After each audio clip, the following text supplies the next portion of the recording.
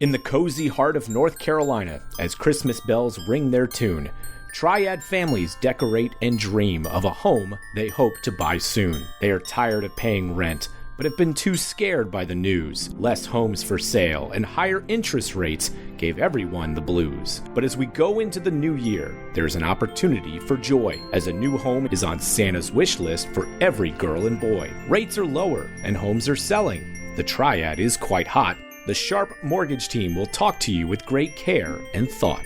Even if you are not ready today to take the next step in your life, we know that life can change quickly for a husband and wife. There is no obligation to talk to our local team about your dreams. No stress at this time of year. It's as easy as it seems.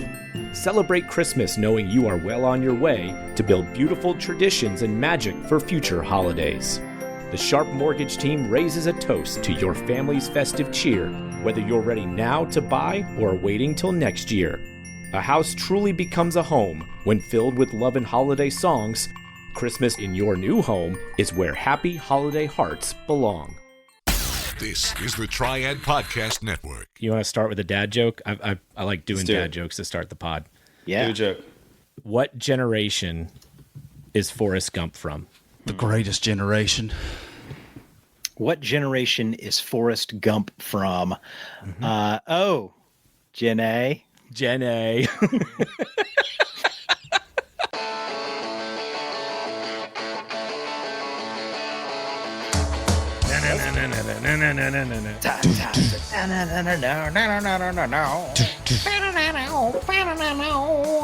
Guys, I don't know if we've had a better selection of Fiddle and Fish beverages that we've had in this podcast. I feel really, really good about the beverages that we're about to drink. Fiddle and Fish is always the bomb. They come through, right? Mm-hmm. But I think I'm more excited about the selections that we have tonight than I have been for any other pod. Are you really? Well, that's fantastic. I am. Well, and just to set the stage, we are recording this 1 week from Christmas Day. So we are deep into the winter months, the holiday season. And so it's the most wonderful time of the beer. Oh, wow. There it is. I see what you There did it is. It's the most wonderful time to drink beer when the podcast is flowing and Tim's struggling to get on the StreamYard. On the StreamYard. Yeah, it was a rough day today. Rough month. I don't know. What was the word that you used to say? It was straw rigging. It was not struggling. It was straw rigging. You tried to say struggling in your text. Oh. And you typed out sto rigging. No. I need you to understand something. That is not what I typed. That is what That is what a computer decided that I typed. We go full Battlestar Galactica mode. It really is. The Cylons decided that I said, what did I say? I said rigging. Yeah, no, I didn't say rigging. Rigging. What does that mean? Strigging? No. I was saying tell us, man. You typed it. It's your words.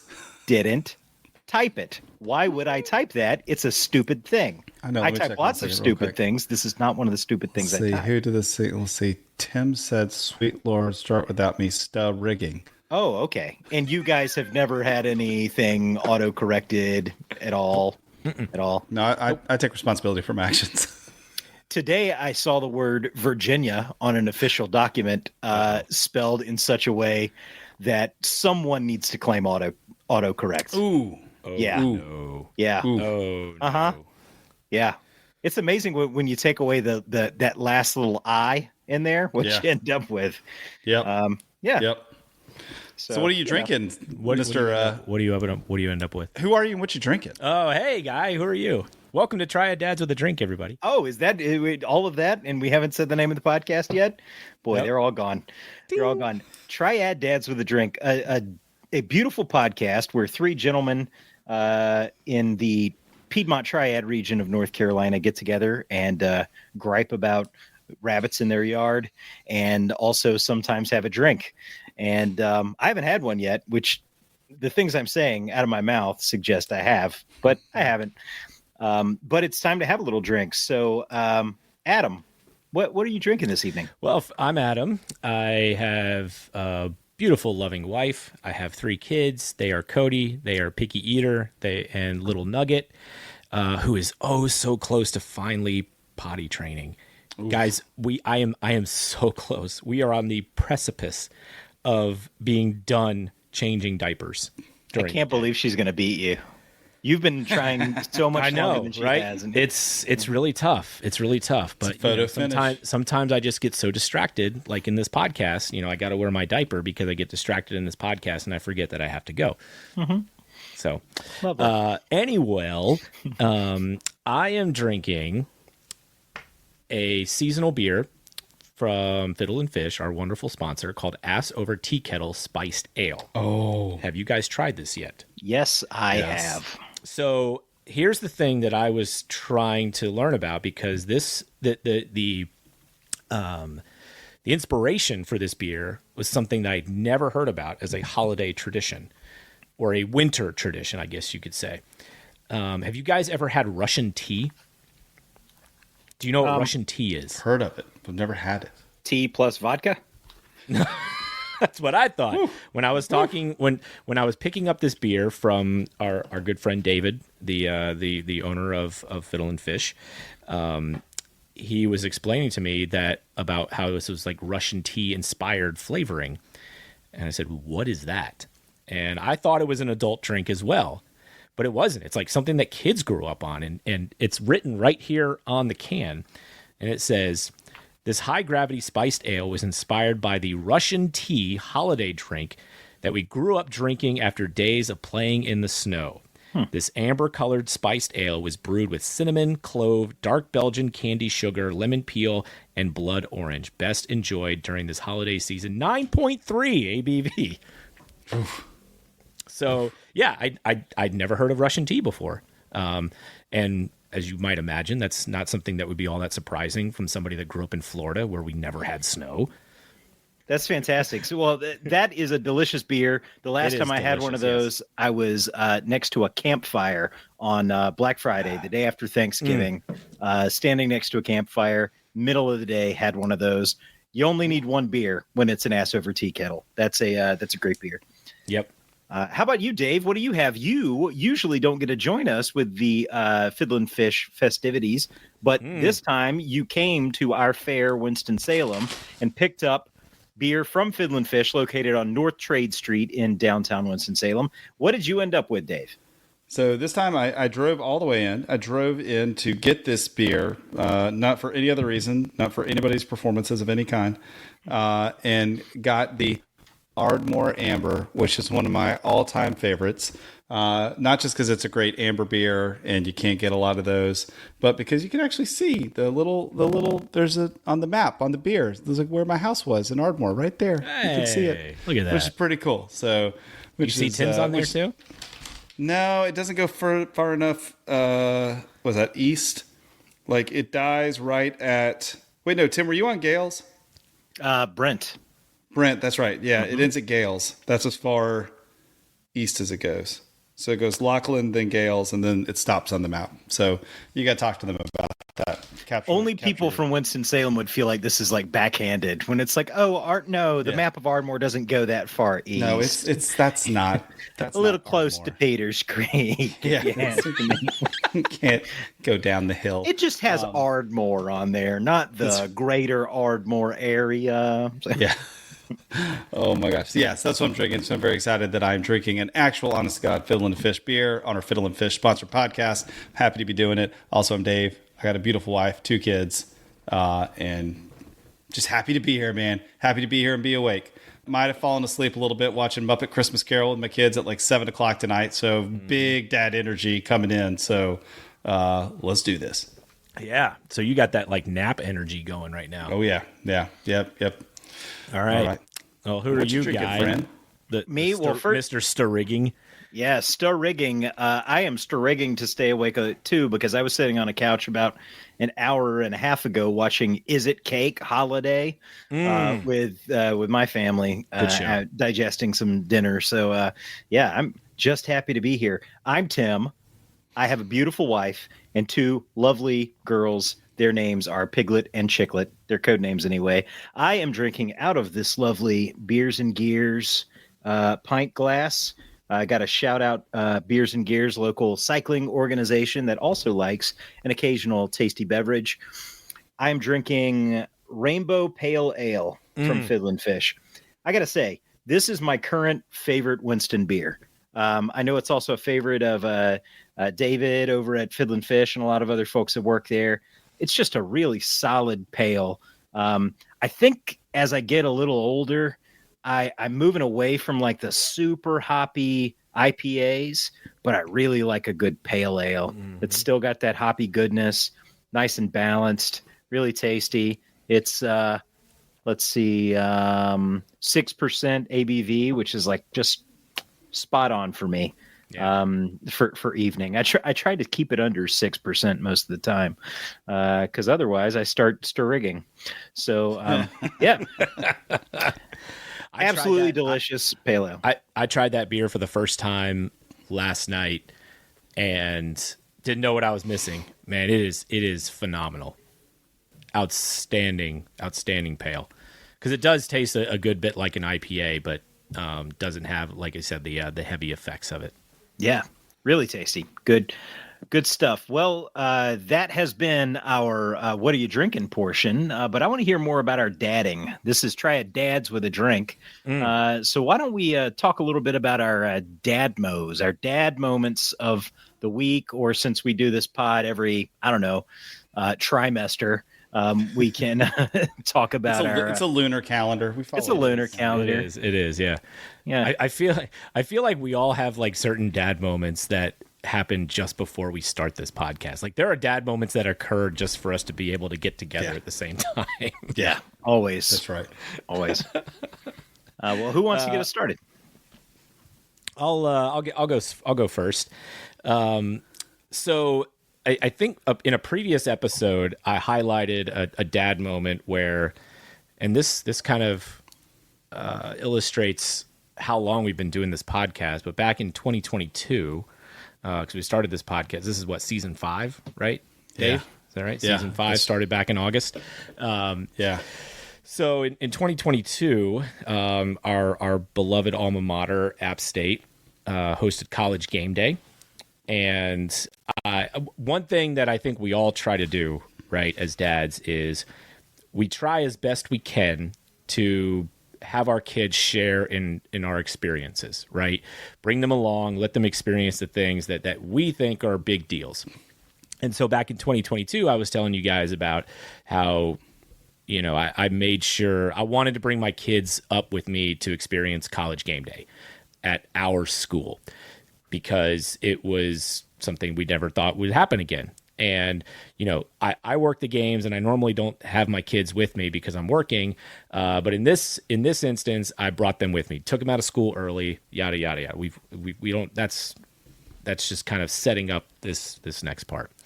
So this past season, in our last home game, we played James Madison, and there was a special appearance in Boone by Jason Kelce, who has blown up to be this huge media star. As we know, he's going to be an NFL Hall of Famer.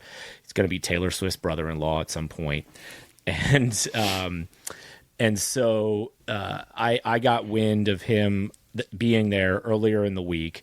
And, you know, I was hoping that at some point we would get a chance to visit with him and do an interview and get to meet him and whatnot.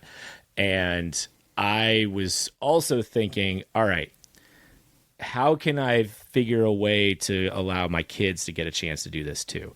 So like, whenever something like big happens like that, you get a chance, like somebody really, you know, a big celebrity, or you get this really cool opportunity to experience something that you may never get to experience ever again.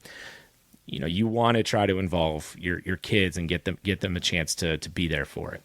And so, you know, I won't get into all the details of it, but we were able to figure out a way to get not just my kids, but my whole family up into where I work at the stadium, where he was. They all came up there, they got a chance to meet him. We took a picture with him. They got a chance to talk to him for a few minutes. It was just really cool because they know who he is. Like, they were so excited to, my boys especially, they were so excited to hear that he was going to be there because, you know, they're big football fans, first of all. So they see him on TV, and obviously the Kelseys they're like, they replaced the Mannings as the first family of football. Right. And, so to be able to figure out a way to get them in, I knew that I was probably going to get a chance to meet him, but to also be able to include them in that experience was pretty cool because you could tell just how like starstruck that they were by it and how much they were so giddy and excited to, and tell all their friends at school, like, hey, I got to meet Jason Kelsey the other day, and all their friends, you know, the ones that pay attention to that kind of stuff, probably even, you know, whether you're a football fan or not, you know, if everyone knows Taylor Swift and everyone knows that she's dating a Kelsey. And so good chance that anybody you talk to the next day at school is going to know who that is. And so that was pretty cool to just kind of see that and see them react to that. But being able to figure out, make an effort to have them experience something that I got to experience that I thought was pretty cool. That's awesome. It is amazing. That's a really cool thing. That's cool. Though I don't see what the big deal is about dating a Kelsey. Like, half the people I knew didn't survive the 90s and early 2000s without dating at least one Kelsey, right? And Amy and Amanda. No? Okay, that's fine. A Crystal with a K. We're having fun. We're having fun. That was a really cool event. I was glad that you were able to be a part of that, and for your kids to be a part of that too.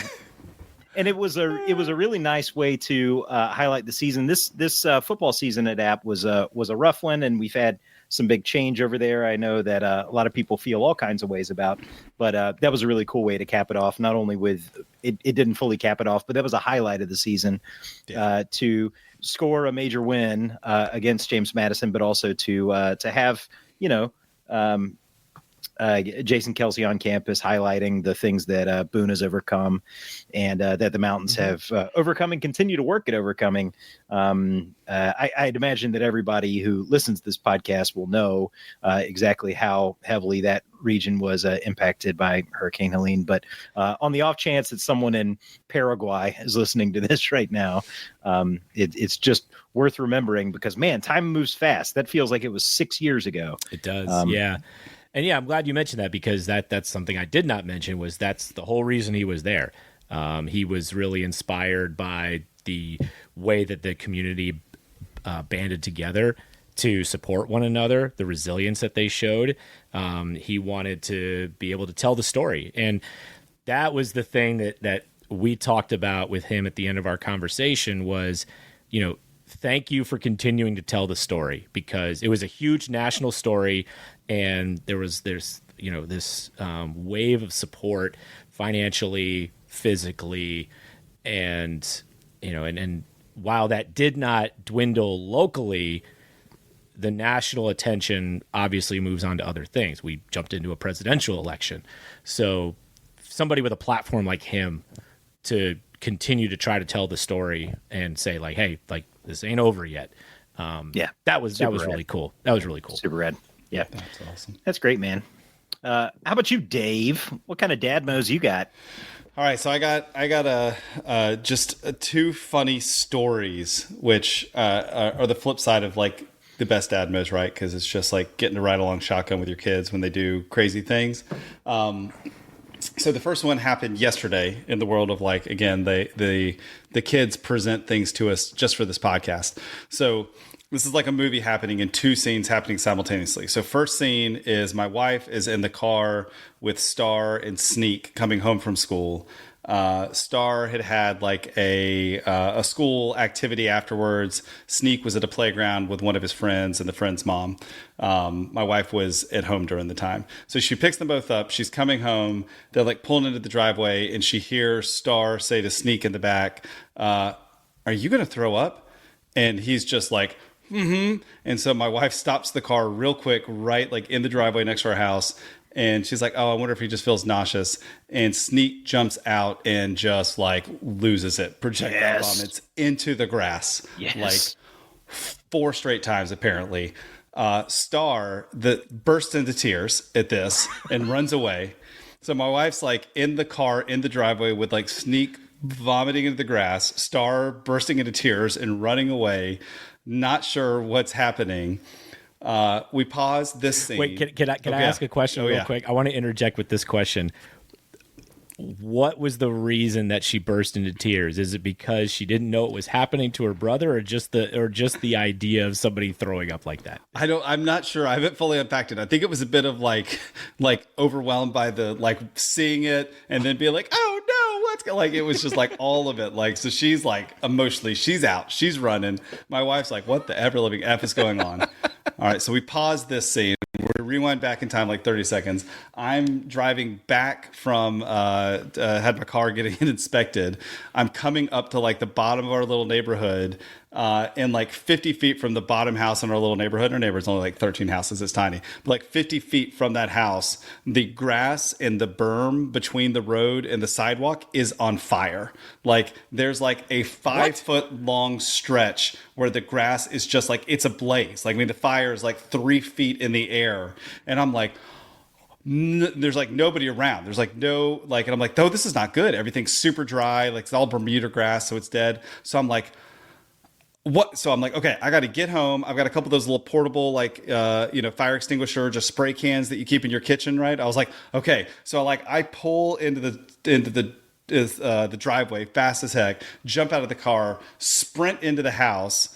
My wife has now managed to sneak into the house at this point, but is like trying to figure out what's up with him. Star has like disappeared to the neighborhood in tears, like, hey, vomit, like she's gone. I come just sprinting in, like fired out of a cannon. My wife jumps through the roof because she's like, what's wrong, right? All she knows is that, like, our daughter's outside, she's crying, the son's throwing up, and then all of a sudden I'm sprinting for no apparent reason. And I'm like, there's a fire in the neighborhood. I got to get I just like take the fire extinguisher and run. So now she's really freaked out because our daughter's somewhere in the neighborhood, which is apparently also on fire, and I'm sprinting. So now I sprint out of the house and I'm sprinting down to the bottom of the neighborhood. My wife then apparently is like 100 yards behind me, sprints out of the house trying to follow me to find Star. This makes Sneak now start to cry because he's alone in the house. He just got done vomiting and the neighborhood's maybe on fire. So then he runs out of the house chasing the mom who's chasing me, who's chasing the fire. I get down there and like, God bless some like 16-year-old, like literally a 16-year-old kid just like stopped his Corolla into the driveway on the side of the road and had a gallon of water and just like started dumping water on the fire and then stamped it out by himself. And I was like, are you okay? You're a hero. And he just like gave me a fist bump and I'm like, I don't know. Was that an angel? Was he an angel? I don't know. So then we finally all get back to the house and we're all having to like decompress and like piece together this insanity of what just happened. Apparently, Sneak got on one of the little spinny things at the playground, which we have to tell him all the time because he is a nauseous kid. Buddy, you can't do that. You can't do that. So apparently nobody told him that. And he just like straight up Buddy the Elfed it in the, the little door. In the revolving he just went door? round and round. Yeah, he just went round and round and round on this thing to the point that he just like popped and exploded. So that was like, 16 minutes of our life yesterday, which was pretty amazing. Wow. Yeah. So that was number one. Wow. Okay, yeah. so you're gonna follow that up now with number 2. Okay. Number 2 is just a funny one. So we were riding in the car the other week. We listened to a lot of Christmas and holiday music this time of year. Yeah. And the songs sound like, "In the village we would build a snowman and pretend that he is Parson Brown." And Star was like, What's Parson? Like, what's a parson? And God bless my wife. Like, she's always just like so explanatory and thoughtful. And she's like, oh, parson is like a priest. And so what they're saying is, they want to get married. And so they'll pretend that the snowman, Parson Brown is the priest and then he can marry them. And then from the back, Sneak just straight says, I always just thought they were talking in a German accent. Parson Brown. Parson Brown. He thought it was Person Brown. Pronounced with Brown. a Parson Brown. We built the snowman in Parson Brown. Parson Brown. I say it with a very like Schwarzenegger accent. It's very crazy because it's not a Parson Brown, it's a Parson White. It's a snowman, yeah? He asked me for a stein of beer. We only pretend the color is different. It's a Parson Brown. It's a Boston Brown. And you will never not hear that song again without going, Boston Brown. So I can't wait cheers. to do that. Cheers. I can't wait to do that for my kids. That's Boston excellent. Brown. Whew. Cool. That's me, man. Yeah. Wow. All right, So, Tim, what you yeah. got? Dadmos, there's always so many. There's always so many, especially when it's so long between our podcasts, Like I save them up and I think, yeah, that'll be the one I talk about. And then I forget about it real quick. Yeah. But I'd say that the biggest kind of daddish thing that happened to us since our last recording was my older daughter, Piglet, she turned 11, which was wild. Something about 11. 11 feels like old, They're really starting to get into those milestones that I distinctly remember, like where there's a school dance coming up. Like I remember what fifth grade dances were. I never had fifth grade dances. You didn't have fifth grade dances? We had fifth grade dances. Dances for me didn't start till middle school. Yeah, it was like just middle school started at 5th grade for me. Ah, well, hey, how about The more that? you know. And I guess it's sort of that way for my daughter too. Their school's kind of halfway in, halfway out because it's K through 8 school, but 5th grade's kind of like this little transition year. But they have a little dance and, other things coming up. So like 11, it's a big year. But one of the things she wanted for her birthday, the main thing she wanted was to redo her room. The paint on the walls of that room was paint that I put up when she was a baby. She was like a toddler and I painted her room purple when we moved into this house. And like all the things in the room were like painted Parson Brown. I did not paint it Parson Brown. I painted it Parson Purple. No, wall purple. But the walls were purple. And it was just kind of like, it was a little kid's room that had gradually evolved into a tween's room, But she didn't want that. She was ready for it to be like full on big girl, like older kid room. So she wanted like plants and, like soothing colors. So we did it over Thanksgiving. Her birthday was on Thanksgiving this year. We went through and we cleaned everything out of her room. And we painted everything. I did a mural similar to the one behind me, but with shades of green. Did a mountain landscape. We did a nice dark green on the front and in the closet. That we found a paint additive that was like a glitter, like a gold glitter paint additive. So the dark green sections, inner closet, and on the front part of the mountains, in just the right light, they sparkle a little bit. We, hung pictures and picked out rugs and did all that stuff. And it was a real combination of like the dad skills of painting. My dad was a house painter. It's one of the things that he, taught me to do when I was a little kid and up through my teen years and all. So being able to like paint the room with my kids and also separately and transition the room, that just felt momentous and fun and something that we kind of like talked about and did as a family. So I'd say that's a dad moment that sticks out to me in recent memory. So, yeah. That's a good one, man.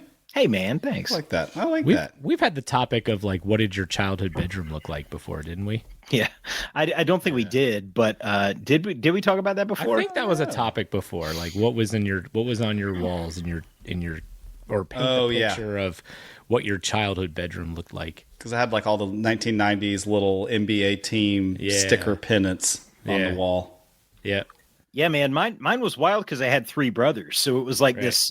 We had 3 brothers, 4 kids total, 4 boys in a 3-bedroom house. So you got your parents' bedroom, and then you got the other 2 rooms, and so we sort of rotated. Like, for a little while, these 2 would be together, and then those 2. So there was like kind of a shifting thing in and out, but a lot of bunk beds, a lot of G.I. Joe posters, some baseball stuff. We had a lot of baseball posters because we all kind of played like T-ball and pitching machine and stuff. And, was the 80s and 90s, so before soccer. It was the 80s. Yeah. Yeah. There's no place like home for the holidays. A place where memories are made. A place where family and friends come together. But what if this holiday season has you looking for a new home? With everything you pile onto your plate this time of year, let the Ginther Group relieve some of that stress and pressure. First of all, they're experts on the local real estate market, and then they'll add personalized guidance to the experience. Let's face it, the holidays are stressful, and the idea of moving during them can be overwhelming. The Ginther Group is here to make the process smooth and even enjoyable. If you're seeking the perfect home for your holidays, then call the Ginther Group now at 336-283-8689 or go to their website at theginthergroup.com. Even if it's not the right time to buy or sell, that's okay. You can still meet with them about your 2025 real estate goals, so you can work with a team you can trust to have you ready when the time is right. That's 336-283-8689. Call the Ginther Group today. At Dewey's, we celebrate every day, but no one celebrates the holidays like we do. Right now, it's the season for sweet treats at any of our 3 Triad area locations. In Winston-Salem at Thruway and Renolda Manor, plus one in Greensboro at Friendly Shopping Center. Easy holiday ordering is also available at local.deweys.com. It's also the season for raising sweet dough for your organization. Contact any Dewey store for information on how you can set up your own holiday fundraiser where 50% of the items sold go immediately back to your organization. Plus, holiday stores will be popping up from mid-November until Christmas Eve. In the Triad and beyond, these special holiday shops will assist in raising money for nonprofits, and the locations can be found by visiting Deweys.com starting in November. So make the holidays special for the ones you love and others with Dewey's Bakery, home of free Cake Square Monday all year round. Dewey's, celebrate every day. Guys, You see it? I felt like this warm breath on my neck. What is it? What is it? It feels like there's something behind me. Are you having a stroke? It's a raccoon. What is happening? Now the hair on my back of my neck is standing up, and it's just like I'm getting these. Adam, be still. There's something behind you. It's large, it's round, and it looks like it needs to get spun. I think it's a wheel, bro. Don't look right at it. It's the wheel. For our new listeners who are confused about what just happened, every week... Or the returning listeners that are confused by what just happened. Every week we choose topics. Every week, whatever. Every 17 weeks, we choose topics that we bring to discuss with our fellow dads on the pod. And to determine whose turn it is to speak, we have a wheel that we spin. So, Adam, you want to give that wheel a little spinny spin? Now, to be clear on the rules, each person's name takes up a third of the wheel, and we spin it, and whoever's name it lands on gets to go with the topic. If it lands on your name twice, you have to have a second topic. That's right. If it doesn't, you only get 3 spins, and if it does not land on your name, sorry, you're gonna have to save your topic for the next podcast. It's geometry, bro. In the next quarter. Yeah. So, let's see. We've been lucky to this point. Nobody's had to save their topic for another podcast. But let's see if that streak continues. Here we go. Oh, my God. I'm so nervous.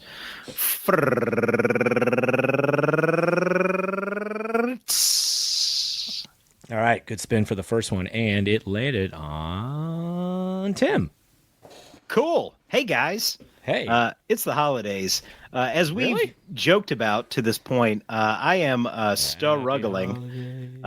Just a lot going on, man. A lot going on. Got a lot going on. We got work stuff. We got kid stuff. We got personal stuff. We got neighborhood parties. So I got to know, how do you guys, you guys are really busy. You guys are busy guys. And I feel like a lot of times I'm not as busy as you guys, but I feel like my head's about to pop off half the time. So just as parents, as people with, professions and demands on our time. What are some things you guys do? Some tips, tricks, whatever, to keep it together, keep the kids moving, keep the job popping the way it needs to during this really busy time of year? Bourbon. That's my question. Bourbon. Good answer. Yeah. Next topic. All right. Well, that's been my topic. Excessive drinking. Thank you for coming to our TED Talk. Yeah. I mean, for me, like, and this isn't just strictly reserved for the holidays. This is, I think, just kind of the way I have to do life in my 40s. And as a dad, it's self-care. Man, you gotta do self-care. You have to do the things that make you your best self, or as close to your best self as possible, because there's stress, there's obligations, and you feel like you're just kind of crawling and limping to the finish line of getting to winter break, or get to Christmas or the New Year, or whatever that finish line may be. And so what I've tried to do is, I've tried to go into work a little later than I normally do. And after I drop the kids off at school, I'll come home and get a workout in. We've got a little exercise bike here at home. I don't have a gym membership currently, but I'll make sure I get like a 30-minute HIIT class or something on the bike and just get myself the energy, the endorphins, and just the feel good that I need to tackle whatever the day brings and all the different obligations and things pulling you in different directions. Because, look, like, we all we're all fortunate to have good full-time jobs, and that brings a lot of stress to begin with, but there's a lot of things that you got to remember to do to take care of things for the family, or around the house, or different things that are coming up. You're traveling, you've got kids that are getting out of school early. They've got parties, they've got performances, you're hosting people, whatever it is. Like, there's so much that you're trying to get done. And so for me, like, what gets me through sometimes is just making sure that I'm not carrying a short fuse. And to make sure that I'm not carrying a short fuse, I have to get the day started with something that's going to make me feel good to tackle the day.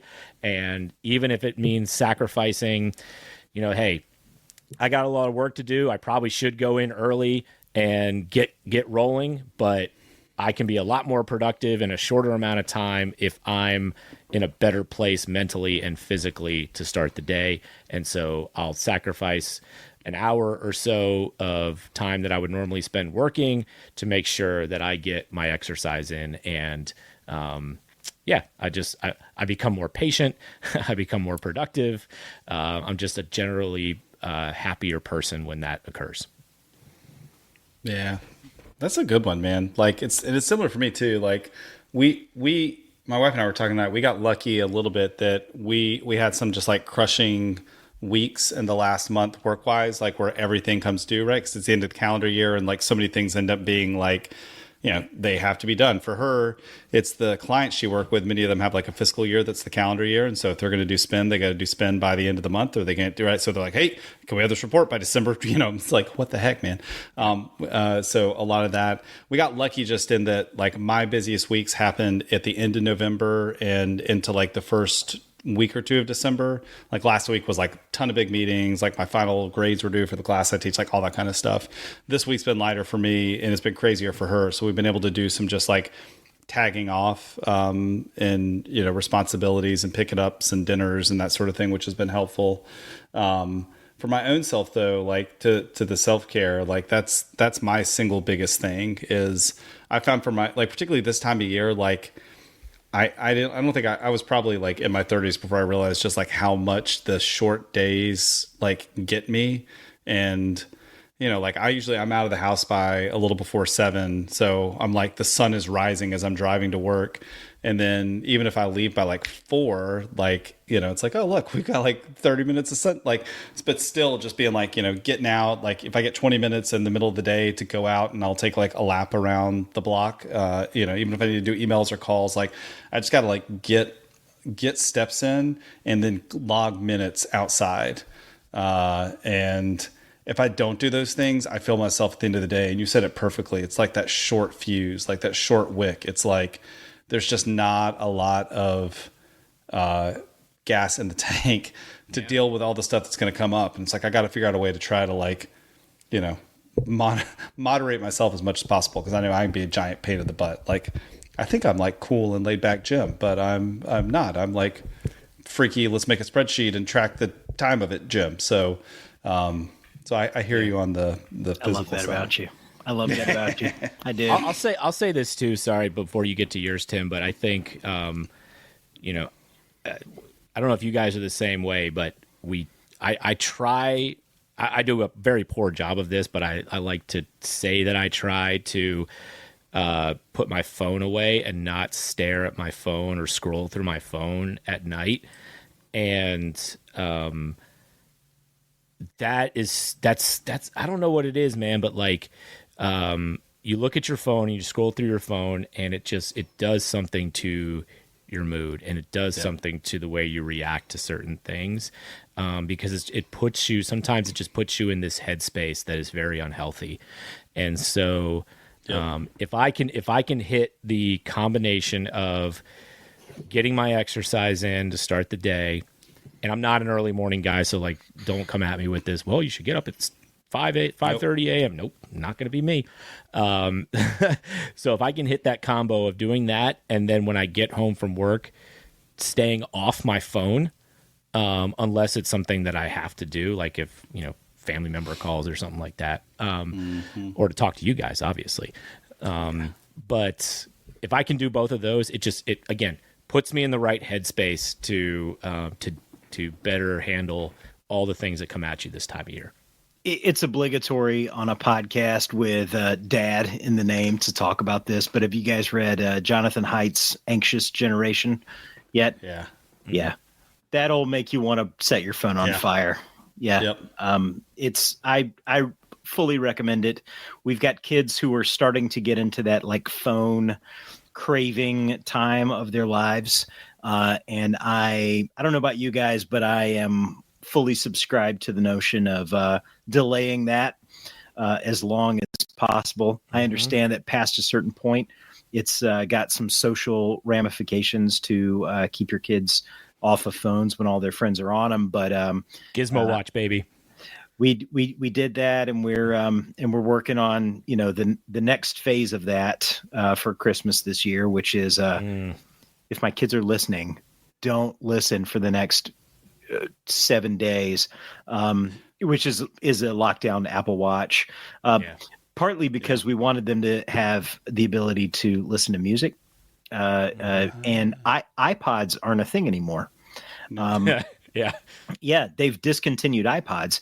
Everything's on the phone, and it's hard to lock down a phone enough, but a watch is a pretty solid device where you can have music, you can hook up Bluetooth headphones, and you know, be fully mobile.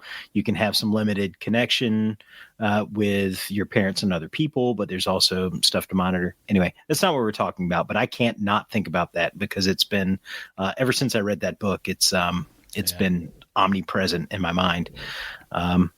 As far as balancing everything, I ask you guys because, like, I don't know. It's been a wild, you know, kind of like fall. It's one of those things where, like, at work, we've been making some really positive changes that I think long term are going to be great for my organization. That have included me getting my first direct report in a long time, but which I'm grateful for. But it's also just pulls into focus a lot of those questions about, like, how do you manage all these demands on your time and attention all the time?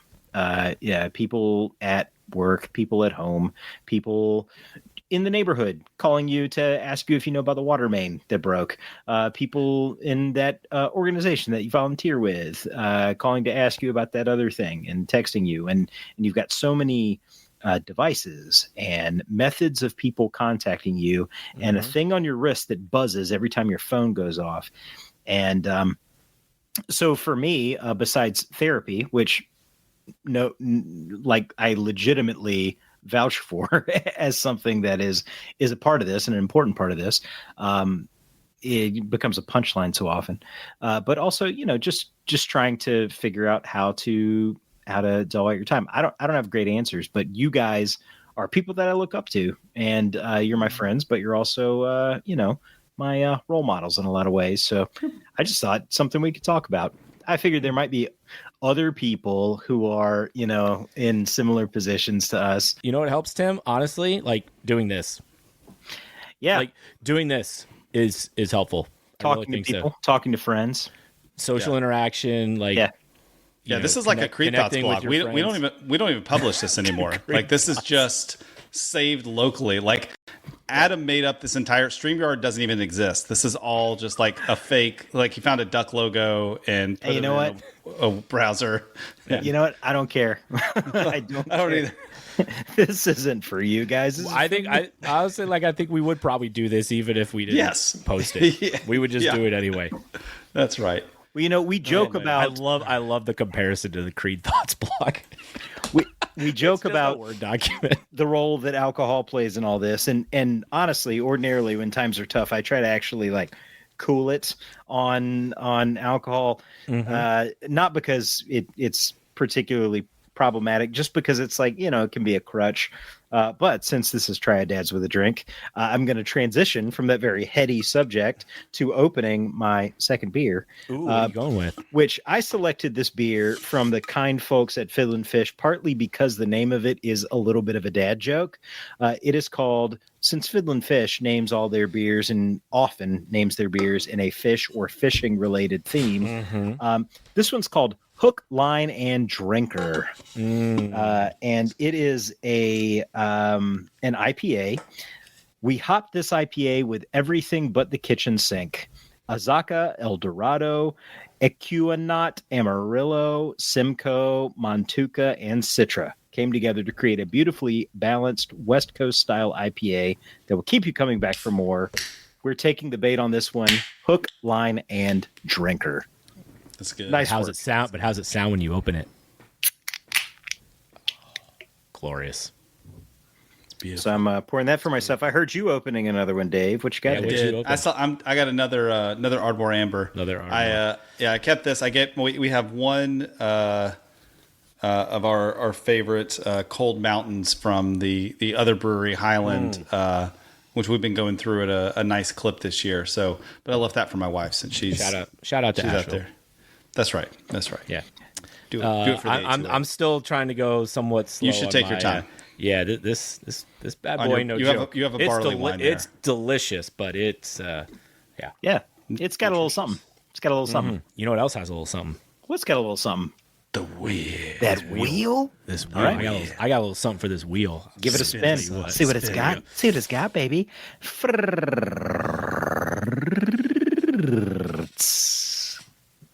It is Dave. Okay. Hey, so Dave. that was a nice little segue right there. I don't know if you did that intentionally, like we're professionals up here. By the way, Tim, has there ever been more of a structure Dave look than what Dave was wearing when we saw him on Saturday? Dude, I got to tell you guys something. Sunday. I could not take my eyes off of him. Ooh. He's a handsome man. He's got a very well sculpted sort of like heartthrob beard. It's like a chin strap. Mm-hmm. It's a little bit of a chin strap situation. It's nice. It's like he's one of the better members of a boy band. He's like one who's a little older, but still like nice looking. Yeah. Is that a little foreshadowing? Maybe. Who knows? Who could say? Could be. You'll have to stay. A cardigan, a tasteful cardigan, a nice checked shirt. What do you call that? It's not a chambray. That's different. That's a fabric. A kind of a gingham shirt. Yeah, nice. Yeah. And in a nice boot. I liked that boot, Dave. It's a good looking boot. I think so. A Chelsea boot. Yeah, little Chelsea boot. Strong look. Strong look up and down. I was in my feels. I mean, I love this. I love this positive affirmation. Yeah, it's the best part of this podcast. Well, man. It was working. You look good, man. You look good. You did. I'm gonna make sure. A while before I got that joke in Dumb and Dumber. By the way, which one? Pull over. No, it's a cardigan. No, it's a cardigan. But thanks for noticing. Thanks for noticing. Oh my God, that's a good one. All right, so all right, what's your topic? My topic is, since we're in the holiday season, are there things, and in this context, I'm talking about like essentially things that you consume, beverages or foods, treats. Are there things that you have come to really associate with it being the holiday season?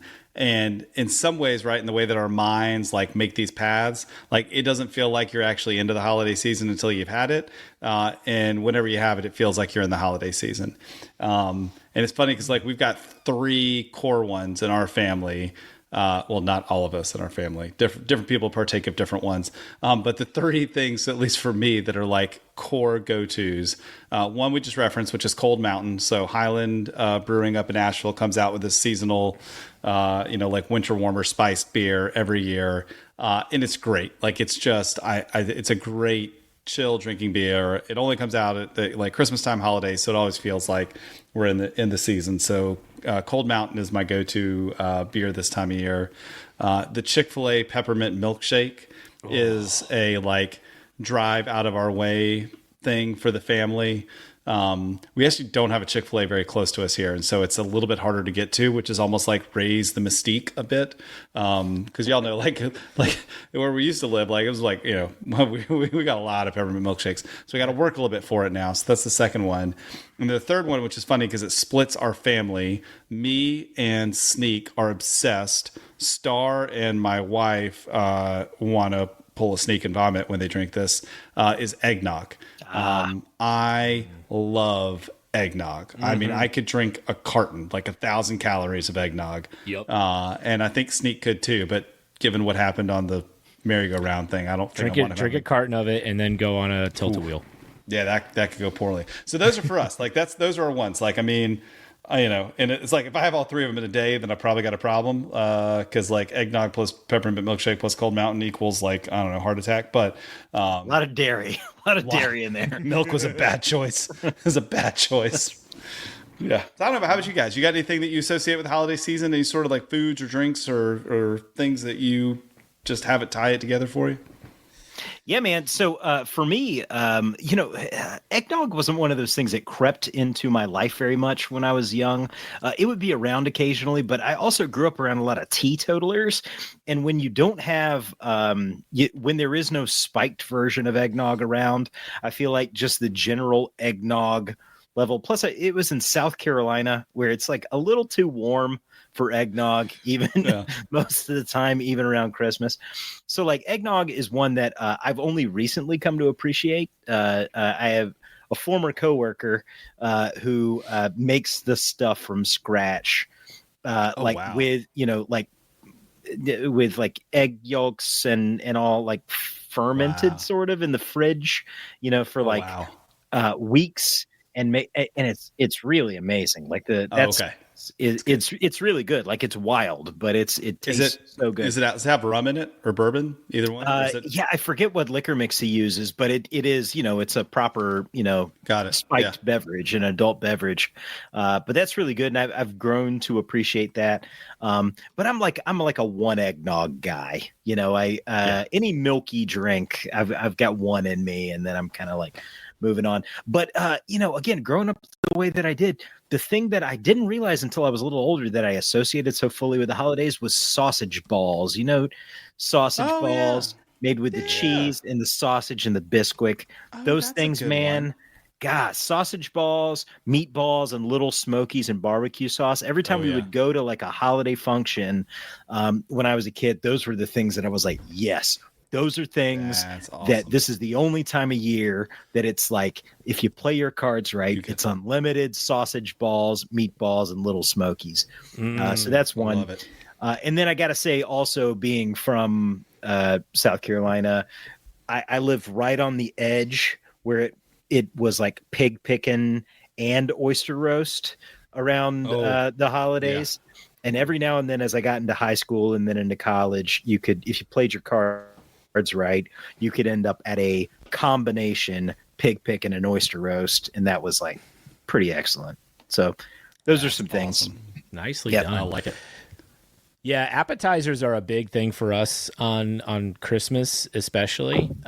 So when we used to go to my wife's family for Christmas before our kids got to the age where we wanted to stay home and do our own thing, Christmas Day was just like make a bunch of appetizers throughout the day, and so like sausage balls and different dips and things like that. Like it was just nonstop, just like comfort food throughout the day. And so we've done that. That's kind of been a Christmas Day thing for us. Like we'll make a breakfast, but then throughout the day, like we really won't even have much of a dinner. We'll just kind of like snack on appetizers throughout the day. But there is a drink that I really enjoy around this time. So Trader Joe's sells this, and I might be pronouncing this incorrectly, but winter wassail punch. Mm-hmm. Yeah. Wassail.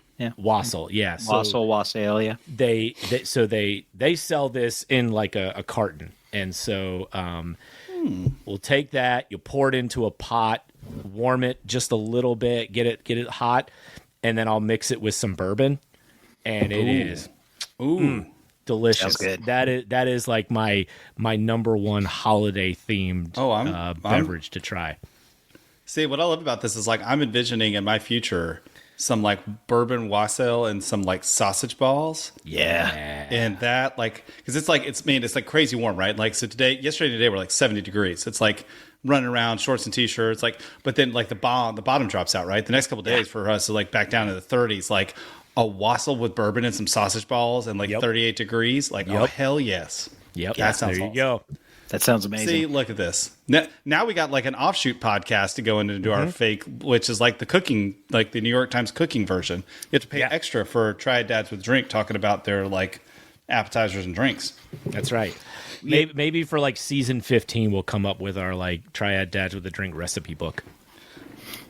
For our next episode, we need to come up with like what are all the great TV shows that never made it to season 5, so we can show. Oh, good one. Like, what's the best? Oh, that'd be a fun topic for next time. What's your favorite TV show that never made it to season 5? Oh my God, I'll need a list. Your best TV show that got cut short.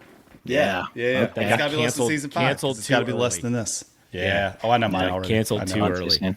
Mm-hmm. Okay. Dave knows his. He's got his. Teasers. We got 2 teasers. All right, so we got that topic, and we've got the things that you cared about in your 20s that you just don't care about anymore in your 40s because it just doesn't matter. Yep. MySpace. Yeah. God, I miss you, Tom. I hope you're okay. Friendster. Where's Tom? Yeah. Tom, I don't know. You don't want to know. That's the thing. You don't want to know. Tech billionaire. You don't want to know. That's right. That's right. It's time to get serious about your financial future. It's never too early, but it could be too late to get started. And that's oftentimes the hardest part, getting started. How much do I save? Where do I invest? Do I save for college or retirement? How much for each? And who do I talk to about it all?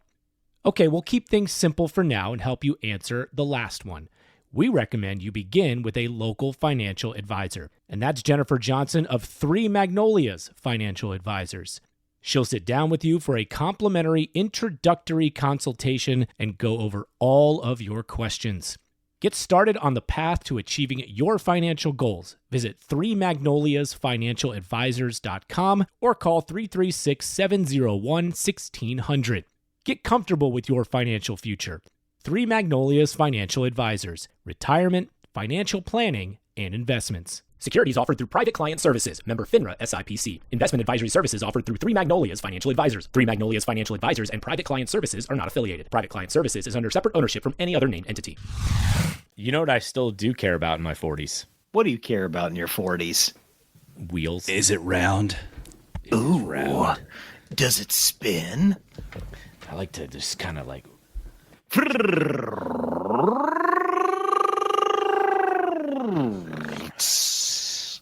Felt a little like jolt of energy, so I gave it a extra little effort there in my spin. All right, so thankfully it landed on me, and we all get to use our topics tonight. Yes. It's unbelievable. It really is, man. It's magic. We've been it's the very, Christmas very miracle. Fortunate. It's the true Christmas miracle. It's the wheel, man. The wheel knows. The wheel knows.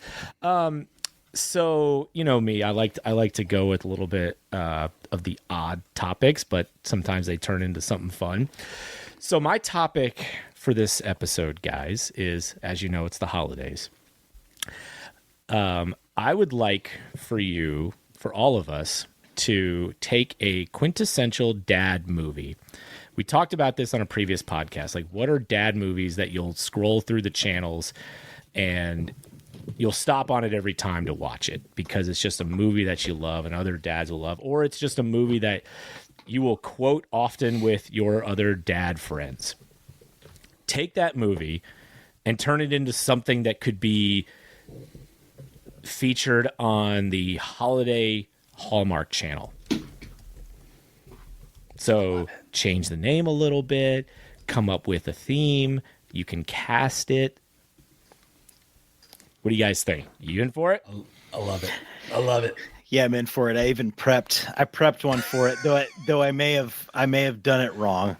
You can't do it wrong. I think I leaned into the holiday movie, but I don't think I leaned into the Hallmark movie. It doesn't have to be a Hallmark movie. It's fine. Okay. It's fine. Okay. Yeah. I've got one. I've even got a little script. Do it. Yeah, I wrote like a little primer for mine as well. Okay. Yes. All right. Well, so who wants to get us started? I'll go. You got it. Go for it. All right, here we go. Okay, so my movie is called Talladega Silent Nights. Perfect. Oh my God. Yeah. Uh-huh. I hope people are still listening at this hour point because I feel like we're about to hit our gold. 8 pound, 2 ounce baby Jesus. That's right. Jeez. Talladega Silent Nights. Starring Will Ferrell, Amy Adams. If you ain't first day of Christmas, you're last. You're last. Okay. Sorry, go ahead. And James Marsden is also in the movie because he's somebody that would be featured in a Hallmark movie. Yeah. So he's the new addition to this cast. All right, you ready? Here's my synopsis. Let's hear.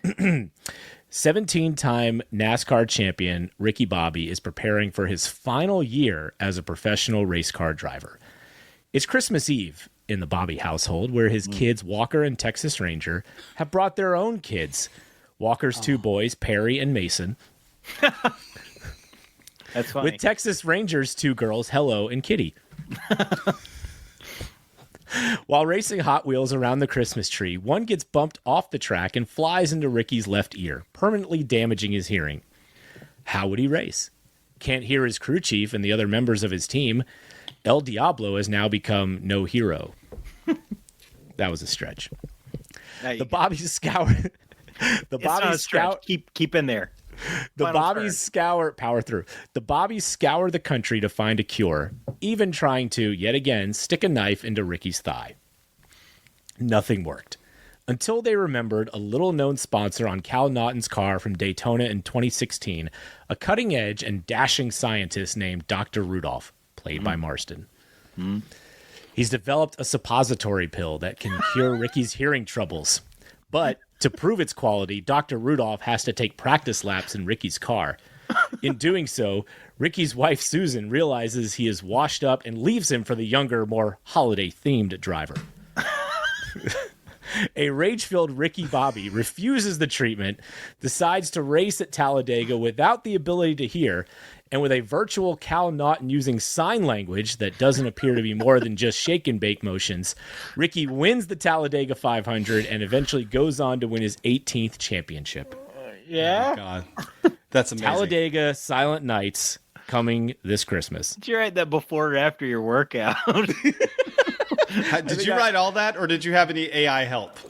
No, I wrote that. That's Oh my fantastic. God. No, That's Chat amazing. GPT. I would now. I would love to put this into Chat GPT and see what it spit out. But yeah, I wrote that. That's called foreshadowing for when I start talking. So we'll get there. Spit out a 120-page script on that, Chat GPT, and let's get it over to Paramount Stat. Oh my God. Oh my God. All right. Well, let me do mine then, because I feel like Tim's going to bring it home with the great idea. No, I'm so not. I actually did. So I was talking with my wife earlier about this, and we kind of latched on to the multiple Will Ferrell movies. And it was like, what if you did a mashup? Because we just got done watching Elf. It was like, what if Buddy the Elf existed in old school? Like, and so this is going to take a second, and I felt guilty about it, but now I don't, because we're all just reading scripts of the podcast. So this is all Chat GPT. This is my AI disclaimer. I wrote in Chat GPT, give me the synopsis of if Buddy the Elf was the character in Old School. And so this is what we get. Title, Old School, Buddy's Big Adventure. Buddy, the ever-optimistic and naive elf, discovers that his long-lost college buddies, Frank and Mitch, are stuck in boring, uninspired lives. Determined to spread holiday cheer year-round, Buddy encourages them to relive their glory days by creating a fraternity for anyone who feels left out or unloved. Instead of wild parties, Buddy insists on wholesome activities like cookie-baking contests, snowball fights, and arts and crafts nights. Hilarity ensues as Buddy's boundless enthusiasm clashes with the expectations of college culture, but his pure heart slowly wins out over skeptical fraternity members. It's Old School meets Elf, chaotic, heartwarming, and absolutely hilarious. And then I said, tell me more and make it darker, because you can do that. Title, Old That's School. going to be the, wait a minute, that's going to be the title of this podcast. Tell me more. Tell me more. Tell Make me it more, make it darker. There we go. We found it. There it is. That's it. Title, Old School, Buddy Gone Wild.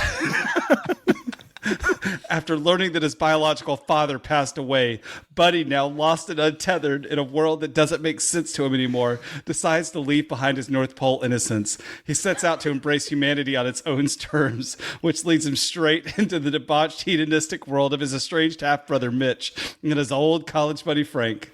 When Mitch decides to start a fraternity to reclaim his youth and stick it to their cruel alma mater's dean, Buddy eagerly joins in, misunderstanding the true nature of their escapades.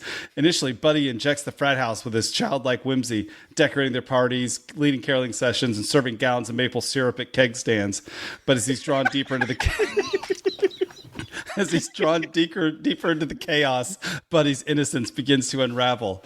Buddy starts experimenting with darker human vices, binge drinking, wild parties, and toxic relationship. His cheerful, naive energy takes on a manic edge as he tries to adapt to the frat's reckless lifestyle. He becomes a mascot for their insanity, his bright elf costume a disturbing contrast to the hedonistic spiral around him. He goes on, it's halfway through. I can't even read the last. Oh my god. It's halfway through? That's halfway through. Tell me more, but make it even darker. Tell me more. I know. You can. I can go in there and tell it, no, way downtown. Darker. 50 Shades of Buddy the Elf. Oh my god. Wow. Oh, no, don't do it. Don't do it. Don't do it. This is how it happens. This is how the singularity begins. If you give ChatGPT that prompt, that's the end. The Terminator takes over. Oh, God. Buddy the Elf has always been driven by one thing, love. But after finding out he's not a real elf and navigating the life of complexities, he discovers an entirely new set of emotions, ones that are much more intense, dark, and confusing. Enter Jovi, a headstrong, mysterious woman with secrets as deep as Buddy's palace chair.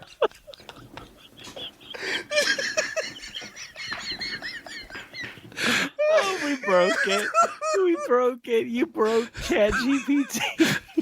The sugary world of maple syrup and candy canes is replaced by moments of raw vulnerability, power struggles, and emotional intimacy.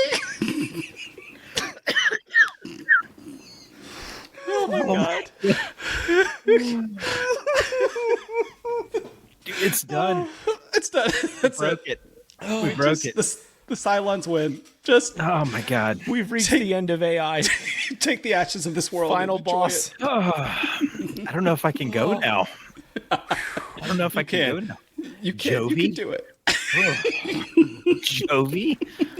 Oh, okay. Fantastic. Evan, thank you, ChatGPT, for that journey. You guys want to hear mine? I do. Okay. Yours is real. Yeah, I wrote this. So I need my, is this my trailer voice? Are you getting that? Okay. Many years ago, in a land that time has forgotten, a brave soldier defended the city of angels from the evils that threatened it, until one day he did battle with his nemesis, an evil phoenix.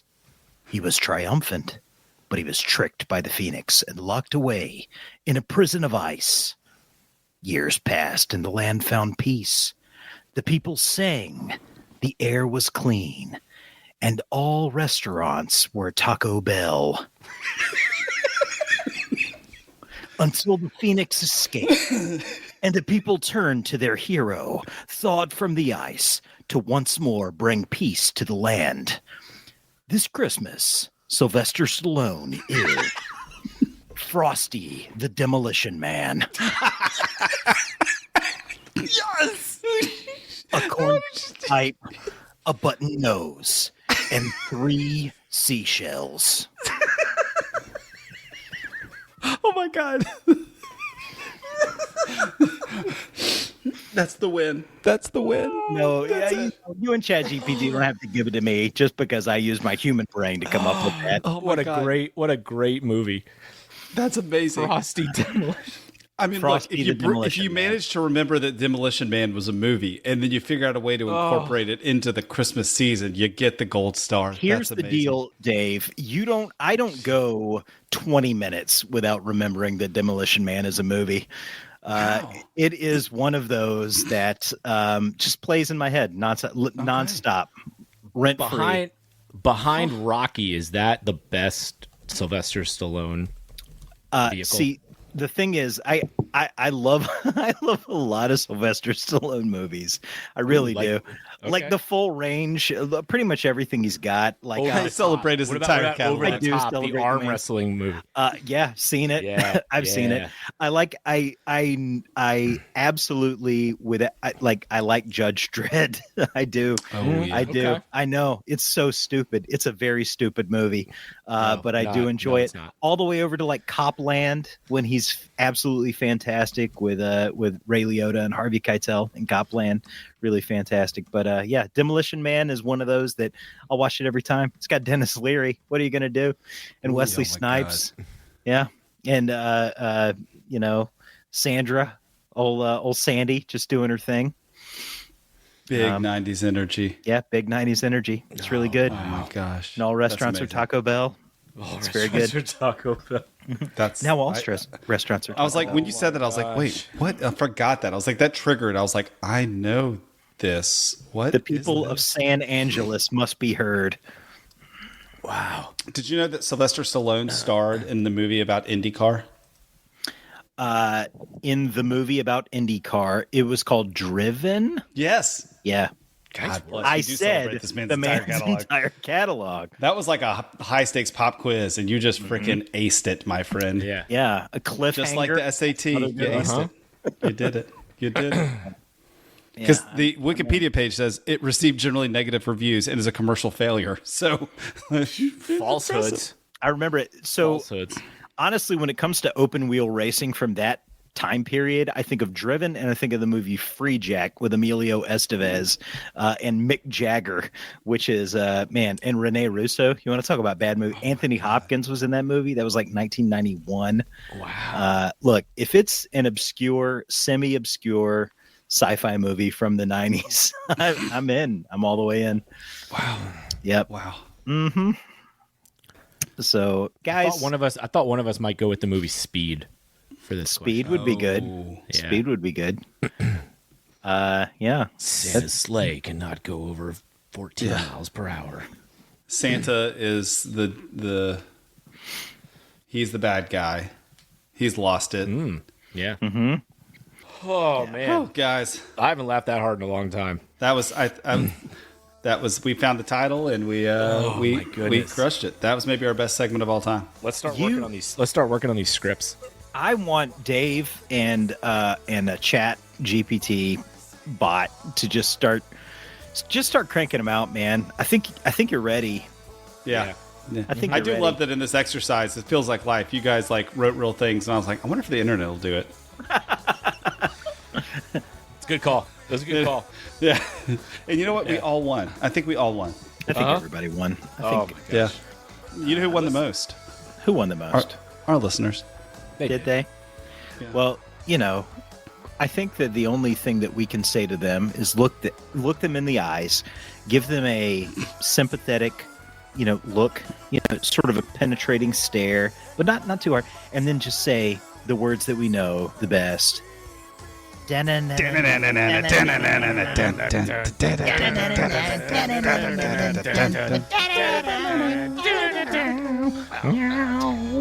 I see you're leaving me again. Said you saw me hold a hand.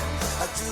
Hey, thanks for listening to this episode on the Triad Podcast Network. Our mission is simple: provide information, advice, and stories about the people and places that make the North Carolina Triad such a great place to be. You can find us by searching Triad Podcast Network on Apple Podcasts, Spotify, pretty much wherever you like to listen. If you like what you heard and want to support the show and those that contribute, we would truly appreciate a rating and review on your favorite podcast app. It helps spread the word along, as do your shares on social media. You can find us on Facebook, Twitter, Instagram at Triad Podcast.